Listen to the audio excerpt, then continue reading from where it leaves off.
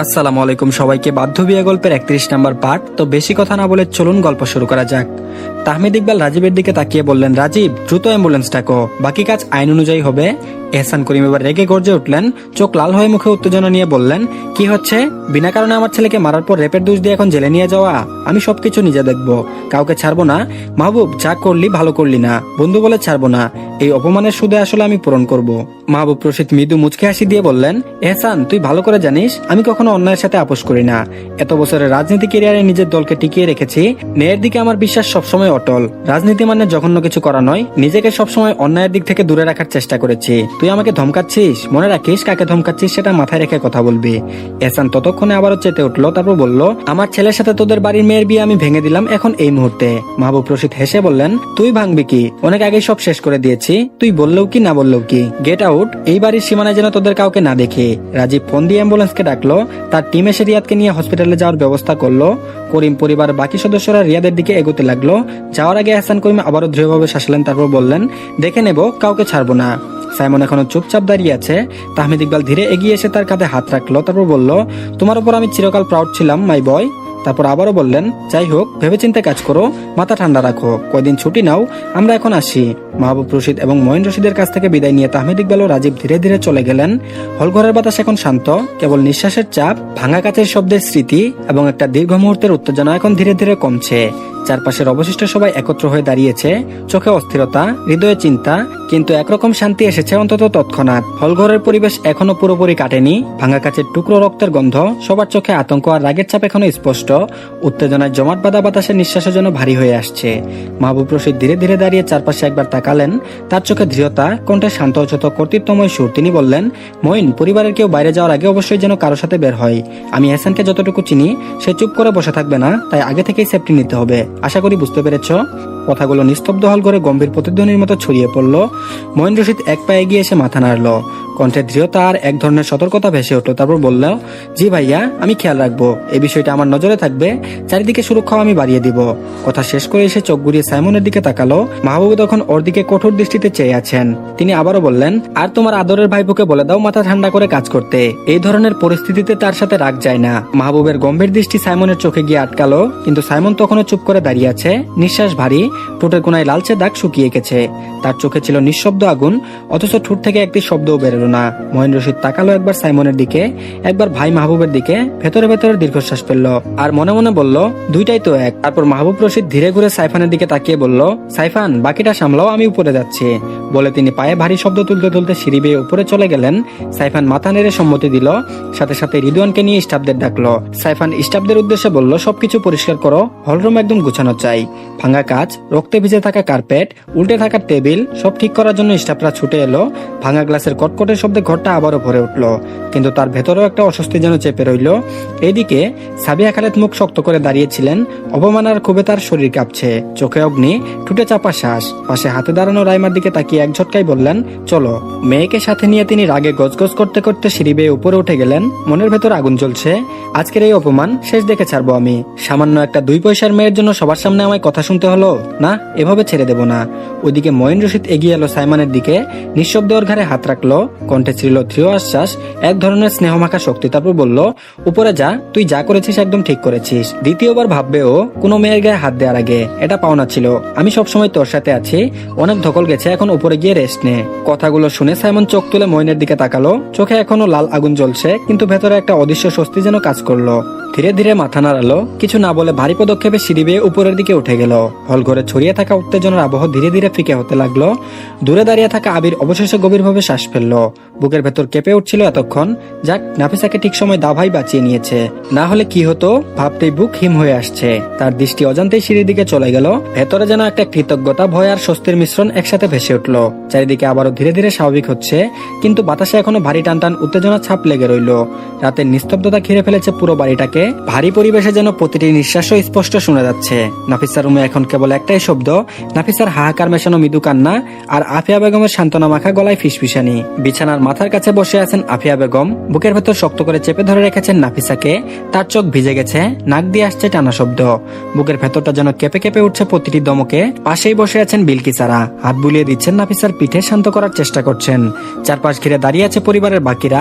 রিশা ঠোঁট কামড়ে নিঃশব্দে চোখ মুছছে, জারিন কপালে হাত চেপে রেখেছে, বুকের ভেতরটা ধোক ধোক করছে। ইমা বেগম একপাশে দাঁড়িয়ে আছে, চোখে একরাশ দুঃখ জমে আছে। রুহি ঠোঁটে হাত চেপে চুপ করে আছে, যেন ভয় পেয়ে গেছে। রুশনা বাচ্চাদেরকে রেখে এসে এখানে দাঁড়িয়েছে। সব ঘটনা শোনার পর থেকে ভীষণ খারাপ লাগা কাজ করছে ওর ভিতর। ঘরে বাতাস ভারী, আলো জ্বলছে মৃদু, জানালার পর্দা নড়ছে না, সবকিছু থমথমে, শুধু কান্নার শব্দই কানে বিচ্ছে। এমন সময় দরজার সামনে এসে দাঁড়ালো সাইমান। ভারী পদক্ষেপে এগিয়ে এসে এক দৃষ্টিতে ভেতরের দৃশ্যটা দেখলো। নাফিসা এখনো সেই একই শাড়ি পরে কাঁদছে। এক মুহূর্তের জন্য চোখে আগুন জ্বলে উঠলো, শিরায় শিরায় যেন আবারও ক্রোধ ছুটে গেল। হঠাৎ গম্ভীর কণ্ঠে সবার উদ্দেশ্যে বলে উঠলো, ওকে একা ছেড়ে দাও, সবাই নিজের রুমে যাও। তার কণ্ঠস্বরে যেন বিদ্যুতের মতো কেটে গেল ঘরের ভিতর দিয়ে। সবাই চমকে তাকালো দরজার দিকে।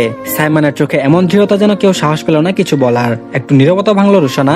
সে এগিয়ে এসে সাইমনের দিকে তাকিয়ে ধীর গলায় সবার উদ্দেশ্যে বলল, হ্যাঁ, ওকে এবার রেস্ট নিতে দাও, সবাই বের হওয়াই ভালো। কথাগুলো যেন অনুমোদন মিলে গেল।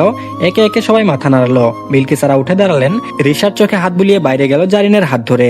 রুহিও নিঃশব্দে বেরিয়ে গেল। ইমা বেগম শেষবারের মতো নাফিসার মাথায় হাত বুলিয়ে দিয়ে কান্না চাপতে চাপতে বেরিয়ে এলেন। শুধু থেকে গেল আফিয়া বেগম আর রুশনা। তিনি বুকের ভেতর থেকে নাফিসার মাথা আলগুছে তুললেন, দুহাতে ওর গাল মুছে দিলেন। এখনো ভিজে চোখে স্নেহ ভেসে আছে। কপালে নরম একটা চুমু দিলেন, তারপর বললেন, মামনি আর হবে না, আমার মেয়ের দিকে আর কেউ হাত দিতে পারবে না। কোনো কিছু হলে আগে আমার কাছে বলবি, ঠিক আছে? নাফিসা চোখ ভিজে মাথা নাড়ালো। আফিয়া বেগম ওর মাথায় হাত বুলিয়ে দিলেন, তারপর বললেন, ফ্রেশ হয়ে নে, তারপর ঘুম দে, সব ঠিক হয়ে যাবে, কিছু হয়নি, ওগুলো নিয়ে আর ভাববি না, আমার মেয়ে অনেক স্ট্রং। মুখে দৃঢ়তার কথা বললেও তার চোখে ভেসে উঠছিল ব্যথা আর আতঙ্ক। শেষবারের মতো নাফিসাকে বুক ভরে দেখে নিয়ে ধীরে ধীরে উঠে দাঁড়ালেন। রুশনাও তাকে সাথে করে বেরিয়ে এলো। দরজা ধীরে বন্ধ হওয়ার শব্দ হলো। ঘরে এখন আর কেউ নেই। নিস্তব্ধতা আরো ঘনীভূত হয়ে উঠলো। কিন্তু হঠাৎই আবার এক ভারী শব্দ কেঁপে উঠলো ঘর জুড়ে। ধাপ করে এক শব্দ হলো। সাইমন ভেতরে ঢুকে দরজা জুড়ে বন্ধ করে দিল। দরজা লাগানোর শব্দটা যেন হৃৎপিণ্ডে বাজলো নাফিসার। সে কেঁপে উঠলো, চমকে চোখ বড় করে তাকালো সামনে। সাইমন দাঁড়িয়ে আছে, তার দৃষ্টি এক দৃষ্টিতে গেঁথে আছে নাফিসার মুখে। ঘরের ভেতর এখন কেবল দুজন, আর বাতাসে ছড়িয়ে আছে অদ্ভুত এক টান টান উত্তেজনা। সাইমনের পদক্ষেপ যেন অগ্নির মতো গরম, প্রতিটি কদম ঘরের বাতাস ভারী করে তুলছে। চোখে ছিল এক দৃষ্টির দৃষ্টি, অজানা, প্রচন্ড তীব্র। হঠাৎই সে এক ঝটকায় নাফিসাকে কুলে তুলে নিল। অপ্রস্তুত নাফিসার ঠোঁট থেকে চাপা একটা হাহাকার বেরিয়ে এলো। ওর দুই হাত অবচেতনই সাইমনের গলা আঁকড়ে ধরলো পড়ে যাওয়ার ভয়ে। বুকের ভেতর দ্রুত ওঠানামা করতে লাগলো। সাইমন একটি কথাও না বলে শক্ত করে ওকে বাহুতে নিয়ে ওয়াশরুমের দিকে এগোলো। পায়ের শব্দ প্রতিধ্বনির মতো বাজতে লাগলো। দরজা ঠেলে ভেতরে ঢুকে ধূপ করে বন্ধ করে দিল। সেকেন্ড খানেক পরে শাওয়ারের ঝরঝর শব্দ মিলিয়ে গেল সেই নিস্তব্ধতার মধ্যে। ঠান্ডা পানি সোজা নেমে এলো দুজনের উপর। এক মুহূর্তে চুল, গাল, কাঁধ, কাপড় সব ভিজে গেল। নাফিসার শরীরের প্রথম ফোঁটাগুলো পড়তেই কাঁপুনি বয়ে গেল। ওর চোখ বড় হয়ে গেল, ঠোঁট ফাঁক হয়ে গেল নিঃশব্দে। ভেজা চুল গাল বেয়ে নেমে এলো। পানির ফোঁটা মিশে গিয়ে যেন ওর চোখের অশ্রুকেও ঢেকে দিল। সাইমন শক্ত হাতে ওকে শাওয়ারের নিচে দাঁড় করিয়ে দিল। মুখে কোনো কথা নেই, শুধু দৃষ্টি তীক্ষ্ণ আর গভীর। ধীরে ধীরে সে হাত বাড়ালো, নাফিসার মাথায় ভিজে চুল সরিয়ে দিল এক পাশে। কপাল বেয়ে নেমে আসা ফোঁটাগুলো আঙ্গুলের ডগায় থামিয়ে দিল। তারপর এক টান দিয়ে ওর শাড়ির আঁচল সরিয়ে দিল। নাফিসার নিঃশ্বাস কেঁপে উঠল, বুক দ্রুত ওঠানামা করতে লাগলো। সে চমকে দুহাত দিয়ে বুক আড়াল করতে চাইলো, কিন্তু সাইমন সেটুকু সুযোগ দিল না। একই ভঙ্গিতে বাকি শাড়িটা খুলে টান দিয়ে ফেলে দিল ওয়াশরুমের এক কোনায়।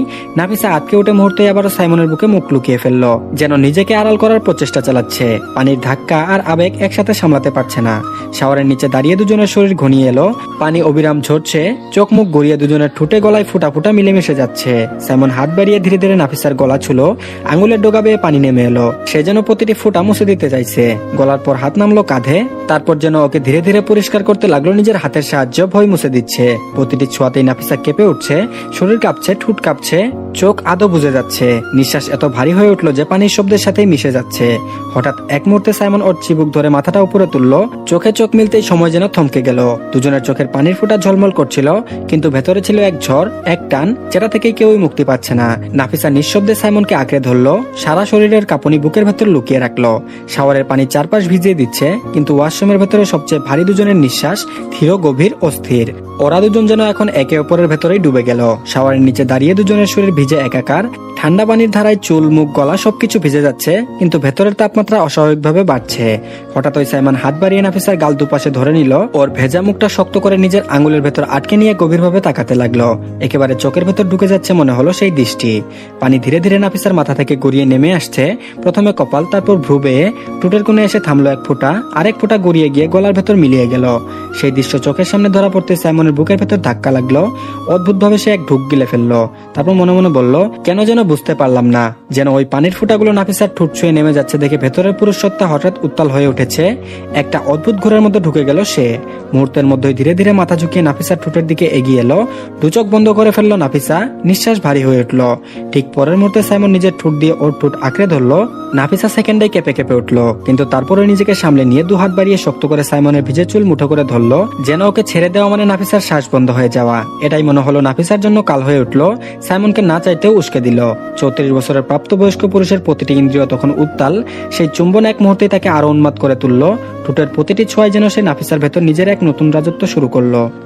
তো ধন্যবাদ সবাইকে, আজকের পার্টটি এই পর্যন্তই। আশা করছি ভালো লেগেছে। পরবর্তী পার্ট দিলে অবশ্যই কমেন্ট বক্সে লিংক দিয়ে দিব।